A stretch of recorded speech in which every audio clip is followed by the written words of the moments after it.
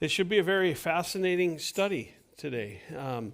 We're going to kind of shift gears a little bit. The first 6 chapters, Solomon took a look at trying to make meaning of life through living for pleasure, right? He tried to figure out how to make sense of life, and so he, took up drinking. He spent lots of money. He had a lot of power.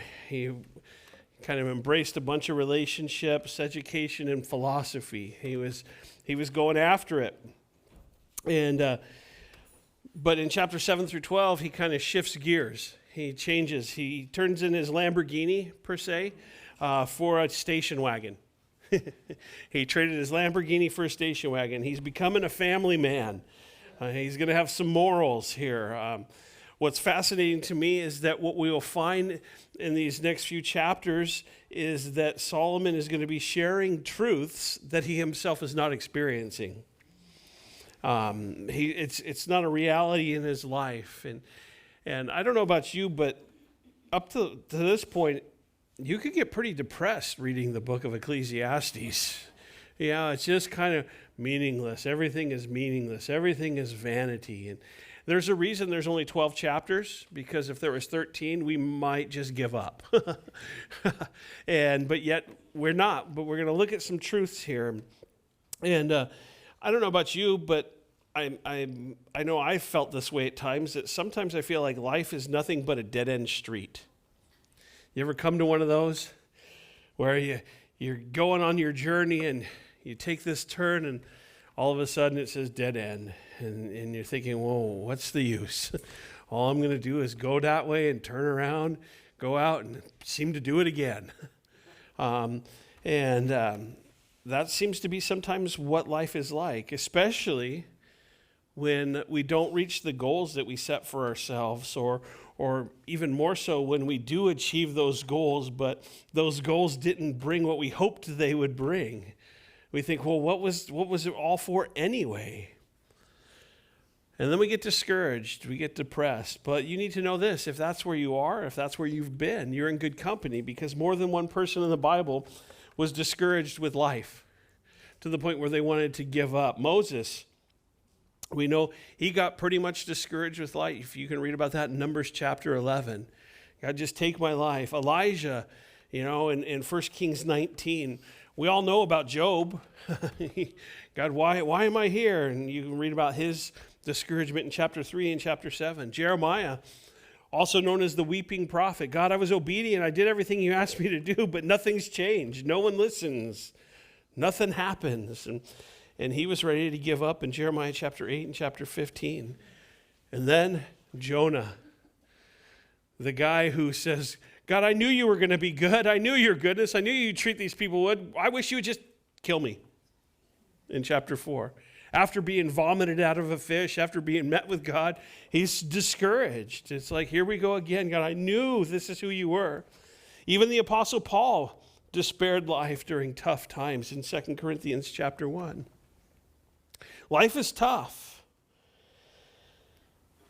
The problem is life confronts us with many mysteries, doesn't it? Leaving us pretty much a puzzle that we can never solve. It's like buying that puzzle at the thrift store and putting it all together only to come up one piece short. That's in essence what Solomon's going to deal with today. It's that one piece short, that frustration that life brings our way. You see, for life to be satisfying and for it to make sense, we have to have a different mindset. And it may not make sense in the natural scheme of things. And when it doesn't, we do have to deal with the very real frustrations. The frustrations are real. I get it, like the puzzle with a missing piece. It's frustrating.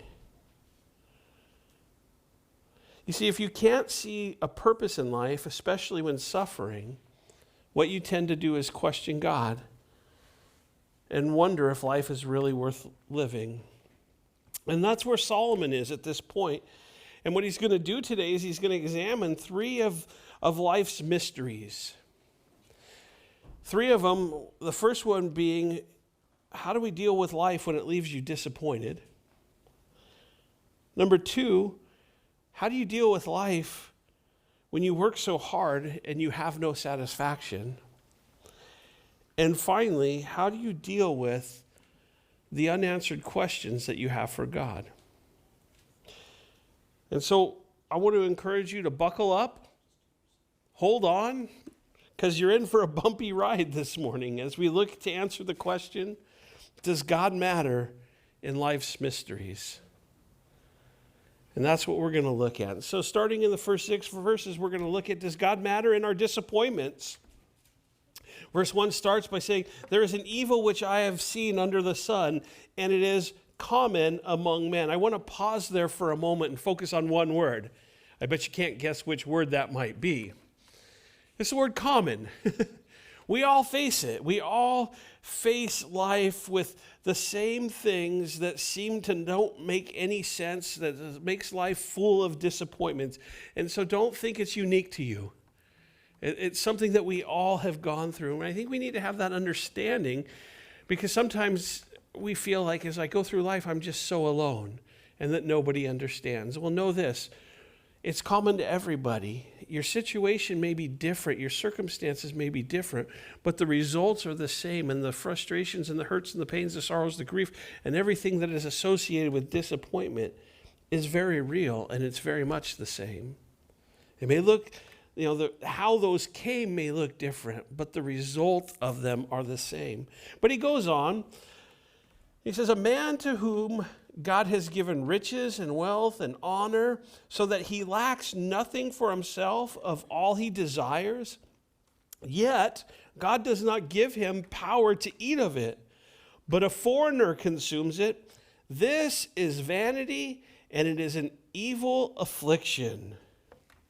What a tragedy to have all the resources to be satisfied, but not be able to enjoy them.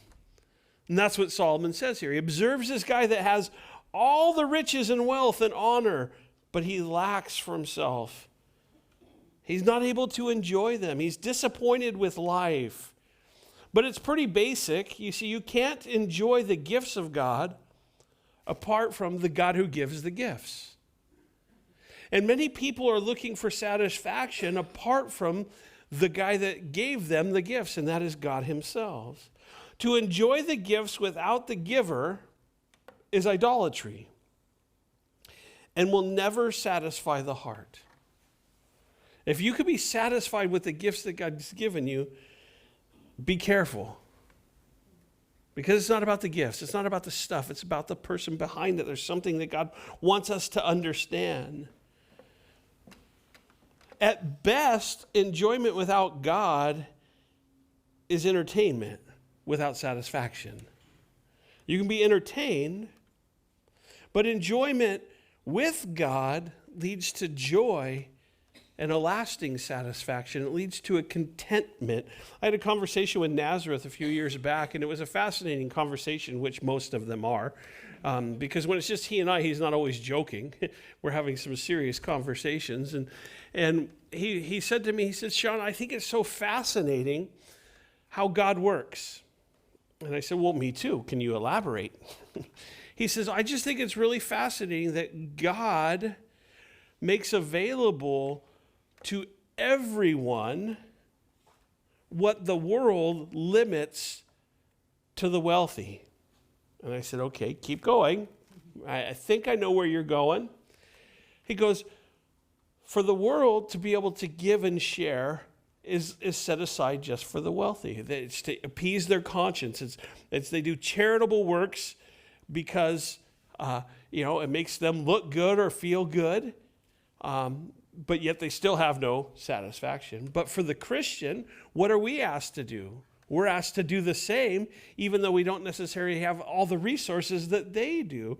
But what he was, reminding me is that God's got something bigger than us for us to be a part of, and that is to be obedient to him and to love people with what we have. And when we do that, we have great joy and we are satisfied. And I think about this guy and ask myself, would it really be fortunate to lack nothing? To have all the money in the world? Is that really a fortunate thing? I guess it would be to an extent. But you could see how easily it would be to be miserable if you couldn't enjoy all that you had. If you had all the resources, that'd be great. But if you're not enjoying it, what a miserable life. So the question now becomes, what prevents a person from enjoying life? What keeps us from enjoying what God has given us? And I've pretty much came to three things. I think you can simplify it to this, and your list may be longer, but I think we have a hard time enjoying life. Number one, if there's troubles in the home. If we're struggling with family members, our kids, our spouses, just the upkeep of a home or whatever. Number two, illnesses, when people get sick. And then ultimately, the third one is when people die. Those are the three things that I think we can look at and say, this is really what keeps someone from enjoying life. The person described in verse 2, he had no heir. He had nobody to pass his wealth on to. And the conclusion is that a stranger would be the one who got his estate. And to Solomon, that seemed very futile. And he says, what we should do is we need to enjoy the blessings God has given us now and thank him for them. And if we do that, we're actually going to live, because what we're going to say is, hey, I'm living in the moment. I'm going to enjoy what God's given me. I'm going to thank him for it. I'm going to use that. But he goes on in verse 3, he says, if a man begets 100 children and lives many years, so that the days of his years are many, but his soul is not satisfied with goodness, or indeed he has no burial, I say that a stillborn child is better than he. For it comes in vanity and departs in darkness, and its name is covered with darkness. Though it has not seen the sun or known anything, this has more rest than that man. Even if he lives 1,000 years twice, but has not seen goodness, do not all go to one place? You think Solomon was depressed? Good morning. You can thank me later that we're in the book of Ecclesiastes. But how horrible of a place this is. Now, obviously, Solomon's exaggerating here to make a point. And his point is that no matter how much you possess, if you don't possess the power to enjoy what you have, he says you might as well have not been born. Why is it worth living? And here we have a guy with abundant resources, a large family. And if you were an Old Testament Jew, both of which would have been thought of as God giving favor to you. But yet you have no fulfillment in life. This guy's family didn't love him. When he died, he was not even mourned, and that's the meaning when it says he had no burial. Nobody even mourned for his death. His relatives stayed around him only to use his money, wondering and hoping for the day that he would die, because they could hardly wait for the reading of his will. It's a good thing we don't have that in our day and age. It's a good thing we've grown beyond that. But he says it would be better for him to be a stillborn child. Now, the Jewish mindset of that, which we have to take, is this: a stillborn child would not be given a name for them. That way, that child wouldn't have to be remembered. And what Solomon is saying is it's better for this guy not even to be remembered than to have lived. How sad is that? And I'll tell you what, I've sat with people over the years that have been heartbroken, asking me this question: why did God even let the child be conceived if there was no way the child was going to be able to live? And I don't have the answer to those questions. But they're very real. Solomon asks, why did God permit this man to have wealth and a big family if he couldn't enjoy it? As Solomon examined life under the sun, S-U-N, he found no reason why a person should be given riches, yet deprived the power to enjoy them. And then he goes on, if the guy lived to be 2,000 years old, he would still not be any better off than a stillborn child, because they're both going to end up in the same place, the grave. Talk about depressing. Causing us to be confronted with the certainty of death and the futility of life apart from God. But here's our hope.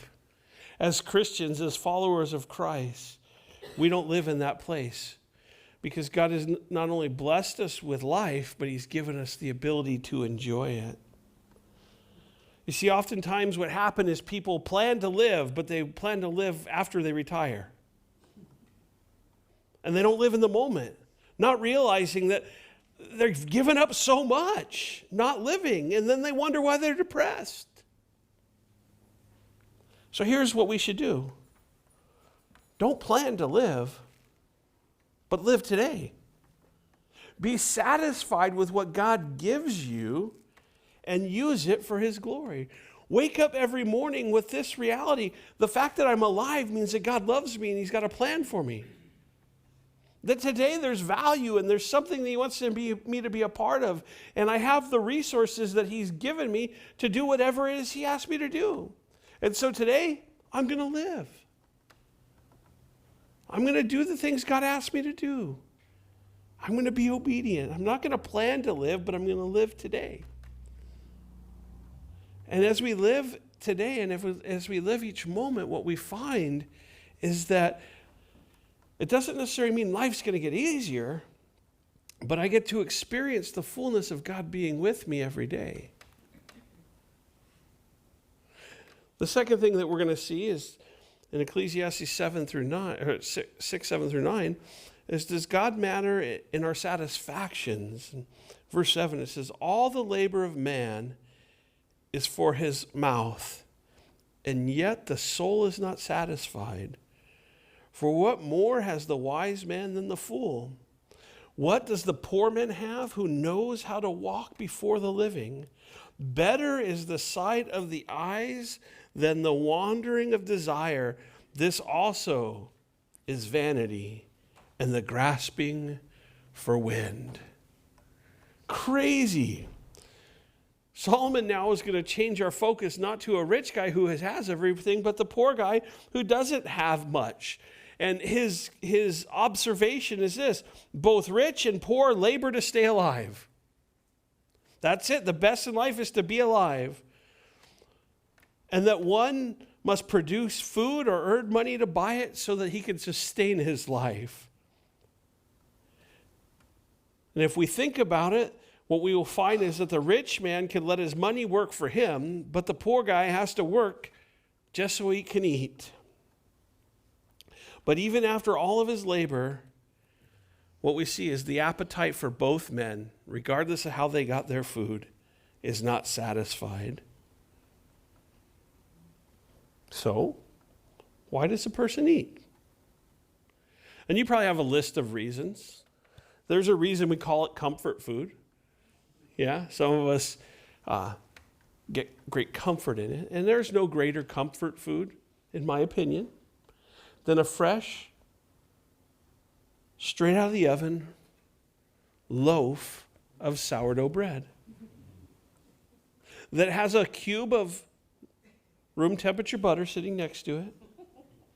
Can't be just out of the refrigerator. It's got to be room temperature. that your knife goes through, that when you put it on the hot bread that you just sliced, it melts it and it just sucks it in. That is so divine. And I find great comfort in that. But I'm also kind of depressed because I know that there's some greater comfort that was one time available to me. And it wasn't the fresh sourdough loaf out of the oven, but it was the fresh sweet bread that I'll probably never eat again in my life. Because it was the sweet bread that my Nana used to make as a kid, where she would take the cars out of the garage and set up 6-foot folding tables and put all these metal bowls out there and had all this sweet dough bread yeast rising and covered with the towels. And we'd get up early in the morning and she'd start the oven and she'd get out there and do all of her stuff. And she'd pull the butter out because she knew too that the butter had to be out at room temperature. It couldn't come right out of the fridge. And she would set it there so it could, and not just one cube, we're talking pounds of it because we're Portuguese. And then she would take this yeast and she'd start making these little buns and placing them on the tray, and then she'd take it to the oven and you'd stick it in the oven, and you just sat there with the anticipation of that timer going off. And it seemed like an eternity. But once it went ding, everybody came out from where they were. Everybody could hear that, even the old people that were deaf. And they congregated in the kitchen. And she pulled those things out of the oven. And we would grab these hot, steaming rolls of sweet bread. And we'd slice them open. And you took that knife, put it through the butter, and you put it on that roll. Oh, it was divine. I now know what manna is. Manna is Portuguese sweetbread that fell from heaven. But I also know why you're not supposed to eat it the day after. Because it's just not as good. You could try to reheat it in the microwave, but there is nothing like that sweetbread right out of the oven. It was divine. But yet, I started that story off by telling you I'll never experience it again. Why? Because Nana's getting old and she can't do it anymore. And the question that we have to ask ourselves is, are we enjoying the life that we have with the people the most that make the sweet bread? Or are we just living and eating so that we could add years to our life? Which is why most people eat.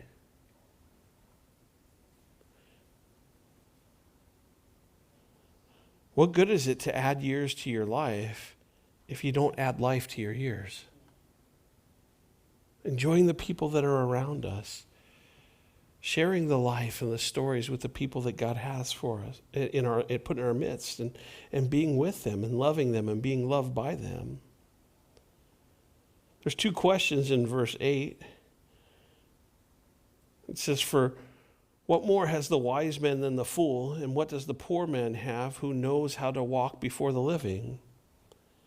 The answer to both questions is nothing.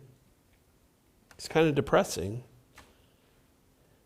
Because if all you do is live to be satisfied, then the wise man has no advantage over the fool, nor the poor have any advantage by bettering his situation and learning to get along with the rich man. What worth is there in it? Now, Solomon's not belittling education and self-improvement, but he's pointing out that these things in and of themselves can't make one's life better. What we have to do is we have to live for something greater. And God's given us something greater. Think about this. Do you realize how far advanced we are? We can send messages around the world in seconds. But are we really saying anything significant? We can get pictures from the moon But on our TVs, they're stained with violence, sex, cheap advertising, and even cheaper entertainment. Trying to find satisfaction. It's better to have a little and enjoy it than dream about much and never attain it. We're not called to live in some fantasy land. If all we do is live in this dream world, be careful, because oftentimes those dreams will turn into nightmares, especially if we don't come to grips with reality.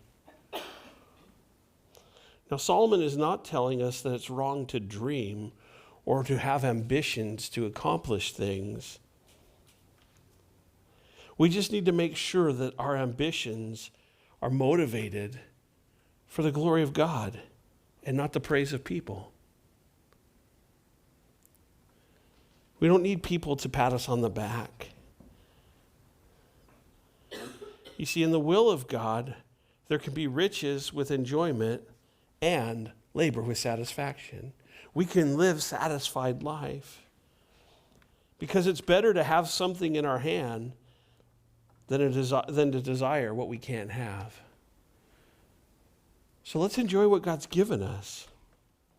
And most people we know spend their time romanticizing the past or fantasizing about the future, don't they? I wish it was like the glory days, or I can't wait till it becomes. And what are we doing? We're cutting out the here and the now. We're cutting out what God is doing today. That's why he says it's better to see what's before your eyes than to wonder and desire. So let's accept God's plan, receive his gifts gratefully, and enjoy each day as he enables us to. Many of you know that we spent some time praying for Chris Taller, who thought his son had been murdered because that's what he was told. But on Thanksgiving Day, they drove down to Stockton and put him in the car and brought him home, alive. And I sat there on Friday across from this guy who for 6 months was dead, and when I walked in the door, my first question was, "Hey, Mark, what was it like coming back from the dead?" And he said, "Well, it was kind of surreal when I walked up and I saw those big posters of me saying that I was missing and people were wanting to know where my body was." And as I was listening to Chris talk, and he was sharing his story, Chris said this. He says, "You know, the first time I got to hug this boy was when he was born. And then when they released him and his mom from the hospital, she took off to New Jersey, and I didn't get to touch him ever again." And then many of you know Chris ended up in prison for a long time. He gets out only to think that his son is dead. And then he said to me this. He goes, "So it meant so much to be able to hug him on Thanksgiving Day for the second time." I mean, you think about that. That's crazy. To hug your son 40 years when he's born and then not be able to hug him again until you receive him back from the dead. And he says, "Shawn, we serve an amazing God," which is so true. You see, because what God says is this: we have been given this gift of life, so live and enjoy it. Be satisfied with the fact that I have given you life to live. So touch the people around you. Don't wonder what desires, but enjoy each day that I've given you. He goes on now, and he is going to ask this question: does God matter in our unanswered questions? In verses 10 through 12. He says, "Whatever one is, he has been named already. For it is known that he is a man, and he cannot contend with him who is mightier than he. Since there are many things that increase vanity, how is man the better? For who knows what is good for man in life, all the days of his vain life, which passes like a shadow? Who could tell a man what will happen, what will happen after him under the sun? Man, it just seems to get worse. But unanswered questions, you have any? Solomon says that life is a dead-end street to two kinds of people at the beginning. Those with riches and no enjoyment, and those who labor but have no satisfaction. Here he introduces us to a third kind of person that's living in this dead-end street, and that is the person who requires answers to all of life's questions. And here's what I found. We may never get the answers to why life is as difficult as it is. But are we okay with that? We have to. You see, explanations don't solve personal problems or make people feel any better, do they? Much like an X-ray. An X-ray doesn't bring about healing, but it's a step in the right direction for the recovery that you're going to need.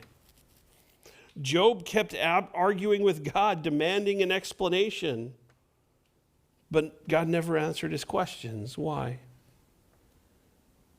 Because knowledge doesn't guarantee the healing of a heart. Only Jesus does that. And that comes when we put our faith in the promises of God.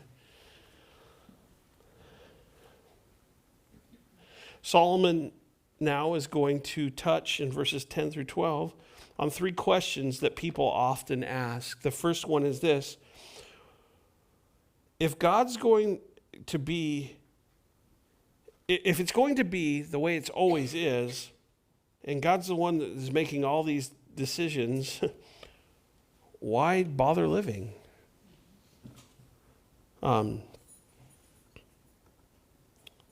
He says in verse 10, whatever one is, he has been named already. So it's already determined. So why? Again, we have to have a Jewish mindset for this to have this answer really make any sense and this question really make any sense. You see, to the Jew, giving a name to something meant that you were fixing its character or stating what it really was. So the name gave it meaning and gave us an understanding of what it was. So when God named things during creation, nobody changed those things. For example, light is light. It's not darkness. Day is day and not night. But yet today we see so many people trying to do what cannot and should not be done. So why does God name everything? Well, God names everything for our security, not to confine us. There's safety in it. And by accepting the names God has given to things, what we will see is things like sin is sin, obedience is obedience, and truth is truth.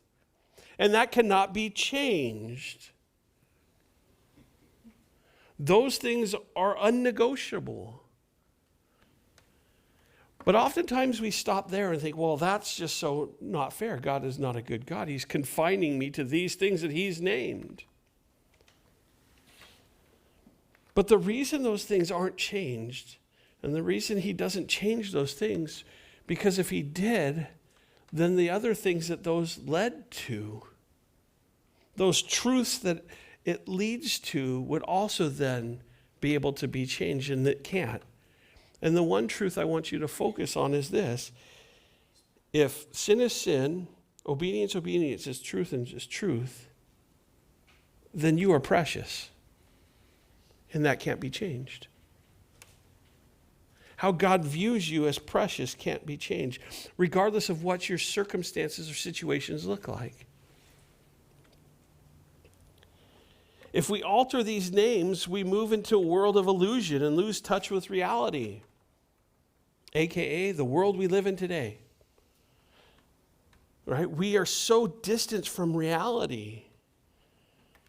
Yes, we have freedoms to decide and to choose, but we cannot change the consequences. The consequences to trying to change what God has established are going to be real. And if you choose the illusion, You will live at best on the substitutes, and you will never be satisfied. That's a sad reality.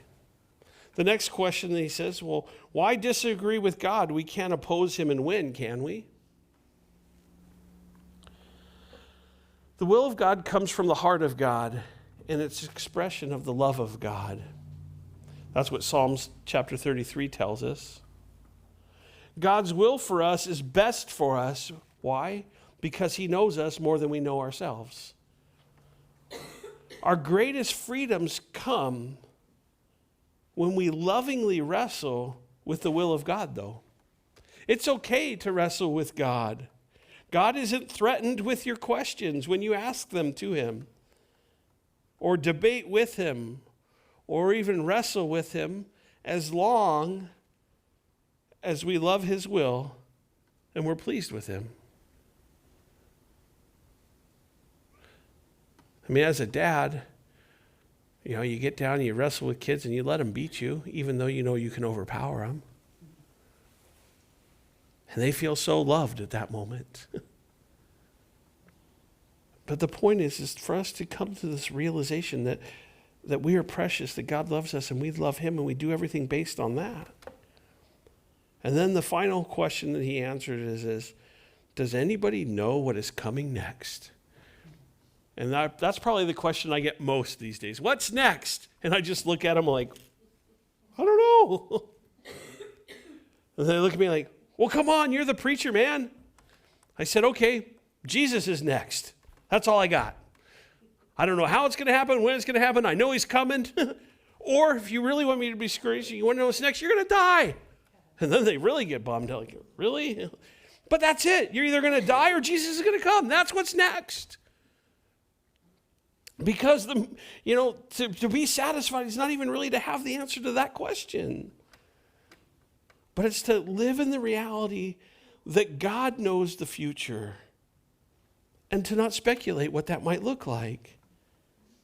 Trusting that God's going to give us enough information to encourage us, but he doesn't necessarily have to cater to our curiosity.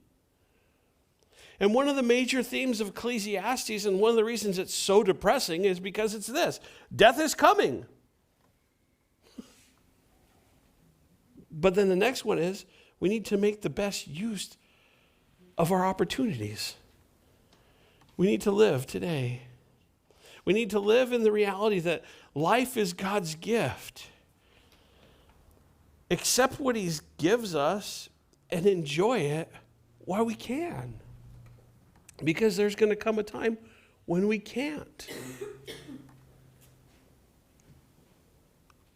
So, may we be those who trust God even with our unanswered questions. May we trust him with what we wished we would have known or what we wish we would know, but trust that he's got our best interest in mind. That we would be satisfied with what he's given us.